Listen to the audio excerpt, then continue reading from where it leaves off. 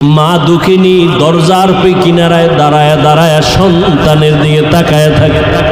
একটা সন্তান যখন বিদায় যায়, মা ঘর থেকে যখন সন্তানের বের করে দেয়, মা চোখের পানিগুলো আঁচল দিয়ে মুছে সন্তানের পেছনে পেছনে মাও কিছু দূর আগায় যায়। মা সহ্য করতে পারে না, সন্তান আবার কই, ওরে আমার কাছে থাইকা যখন মা বলিয়া ডাক দেয়, কলিজাটা ঠান্ডা হয়ে যায়। একটা সন্তানের মা ডাকে এত মজা, দুনিয়ার বাদশাও যদি বানায় দেয় এত মজা পাওয়া যায় না। সন্তান যখন আম্মু বলে ডাক দেয়, মায়ের কলিজাটা ঠান্ডা হয়ে যায়। মা হাজেরা ইসমাইলের বিদায় দিয়া তাকায় তাকায় কান্না করে। ইব্রাহিম নবী পিছনে তাকায় না, তাকাইলে মায়ার কারণে পরীক্ষায় পাশ করা যাবে না। ইসমাইলও আনন্দে আনন্দে যখন বের হয়ে যাচ্ছে, শয়তানের মাথা গরম হয়ে গেল। এই পরীক্ষায় যদি ইব্রাহিম পাশ করে, দুনিয়াওয়ালারা বহু বিধর্মী মুসলমান হবে। কেমনে পরীক্ষায় ফেল করানো যায়? হাজেরাকে একটু ধোকা দেই। হাজেরার ইয়া ধোকা দিয়ে কয়, হাজেরা ইসমাইলের কোথায় ছাড়লা? কয় মালিকের দাওয়াতে গেছে। বলে কোন মালিক? বলে দুনিয়ার কোনো বাদশা। কয় না না, আমি জানি আল্লাহ দাওয়াত দিছে। কেন? হাজেরাকে বলে জবাই করার জন্য। হাজেরা ডাক দিয়ে কয়, রে শয়তান, তুই আমাকে ধোকা দিস না। একটা বাবা হইয়া কোনোদিন সন্তানের জবাই করতে পারে না। যখন এই কথা বলছে, শয়তান ডাক দিয়া কয়, আল্লাহ হুকুম করছে জবাই করার জন্য। হাজেরা চোখের পানি ছাড়িয়া কয়, রে শয়তান, যদি আমার মাওলা হুকুম করে একজন ইসমাইল না, আল্লাহ যদি আমারে আরো ইসমাইল দেয়, আমি সব আল্লাহর রাস্তায় ছেড়ে দিতে রাজি। শয়তান দেখলো এখানে হাজেরাকে ধোকা দিয়ে আটকানো যায় না, দৌড়াইয়া গেছে শিশু ইসমাইলের একটু ধোকা দেওয়ার জন্য। ইসমাইলের গিয়া যখন ধোকা দিতে গিয়া কয়, ইসমাইল কই যাও? বাবার কাছে ছুরি আছে, তোমারে জবাই করবে। ইসমাইল তো বুঝ কম, ডাক দিয়া কয়, আব্বা জান, আপনি কি আমাকে জবাই করতে নিয়ে যাইতেছেন? এবার ইব্রাহিম কয়, শয়তান পাথর মারো। এই তিন জায়গায় ধোকা দিছে। ইব্রাহিম আর ইসমাইল মিলিয়া তিন জায়গায় পাথর মারলেন।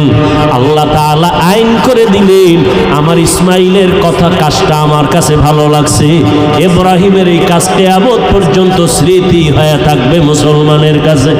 আজকে যেই তিন জায়গায় ইসমাইল আর ইব্রাহিম পাথর মেরেছেন, ওই তিন জায়গায় পিলার করা আছে।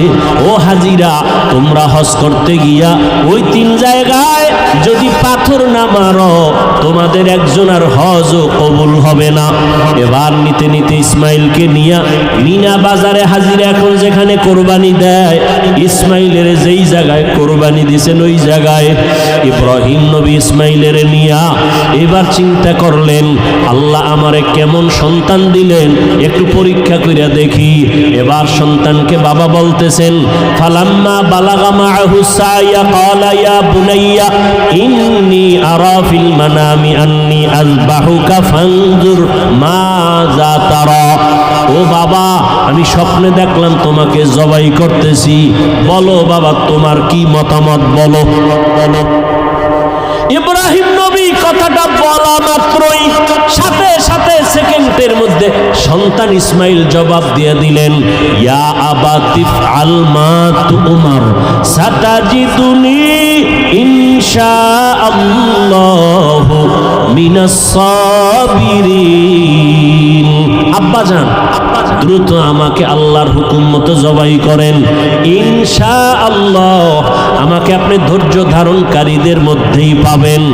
আব্বাজান, আমাকে দ্রুত জবাই করেন, দেরি করলে আবার বুঝি আল্লাহ হুকুমটা ফিরায় নিবে, কপাল পুড়ে যাবে। একটা সন্তান বাবার সামনে কতটা বিনয়ী হইয়া বাবার ইজ্জত রক্ষার জন্য আল্লাহর মোহাব্বতের বন্ধনে নিজেকে পেশ করে দিলেন।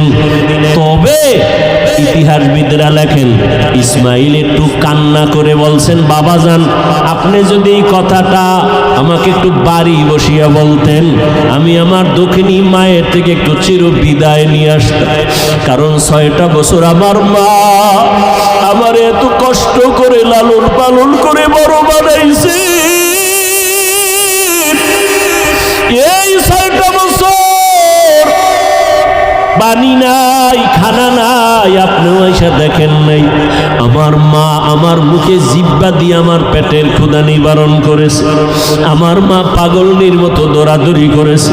ও আব্বা জান, বাড়ির মধ্যে বসে যদি বলতেন আমি একটু মায়ের থেকে বিদায় নিয়ে আসতাম, পারি নাই, দুঃখ নাই বাবা, আমাকে এখানে জবাই করিয়া আমার রক্তমাখা পোশাকটা মায়ের কাছে নিয়ে যাবেন। আম্মা জান আমাকে না দেখে যদি বলে আমার ইসমাইল কই, আপনি আব্বা রাগ করে আমার মাকে কিছু বলবেন না, আমার আম্মা জানকে একটু সান্ত্বনা দিয়ে বলবেন ইসমাইল সালাম জানাইছে, আল্লাহ যদি কবুল করে হাসরের ময়দানে মোলাকাত হয়ে যাবে। আব্বা জান আর আপনার কাছে দাবি, আমাকে জবাই করার আগে আপনি আমার হাত পা রশি দিয়ে বাঁধেন, কারণ জবাই করতে গিয়া আমার হাতে পায়ে নাড়াচড়া যদি আপনার শরীরে লাগে বেয়াদবি হবে, আল্লাহ বেজার হয়ে যাবে। আব্বা জান আপনি কাপড় দিয়ে আপনার চক্ষু দুইটা বেঁধে নেন, কারণ জবাই করার সময়, ছুরি চালানোর সময় আমার চেহারায় যদি আপনার নজর লাগে, মায়ার কারণে আপনি জবাই করতে পারবেন না, আল্লাহ বেজার হয়ে যাবে। আব্বা জান আমি শুয়া পড়লাম, তাড়াতাড়ি আমার গলায় ছুরি চালান। ইব্রাহিম নবী ইসমাইলের শোয়াইয়া যখন ছুরিটা চালাইতে চায়, আমার মাওলার কুদরতি অন্তরে এত মায়া, আমার আল্লাহ ডাক দিয়ে কয় রে ছুরি, আমার ইসমাইলের একটা পশমের ক্ষতিও যেন তোমার দ্বারা না হয়। আল্লাহর হুকুমে ছুরি কোনো কার্যকারিতা করে না, একটা পশমও কাটে না। ইব্রাহিম নবী এবার পাথরের উপরে আঘাত করলেন, ছুরি দিয়া পাথরটা আলাদা হয়ে গেল। ইসমাইলের ডাক দিয়ে কয় বাবা এইবার ফাইনাল রেডি হও, তোমার জবাই করার সময় রক্ত আমার হাতে না লাগা পর্যন্ত ছুরি চালাইতেই থাকবো, না হয় আমি ছুরি চালানো বন্ধ করব না। এবার ইসমাইলকে শেষবারের মতো শোয়াইয়া ছুরি যখন চালাবে, রক্ত হাতে না লাগা পর্যন্ত ছুরি চালানো বন্ধ করবে না বলিয়া ইব্রাহিম নবী নিয়ত করে ফেললেন। ইসমাইলকে শোয়াইয়া দিলেন, আর যখন ছুরি চালাবে, আল্লাহ পাক রব্বুল আলামিনের কুদরতি অন্তরে এত মায়া,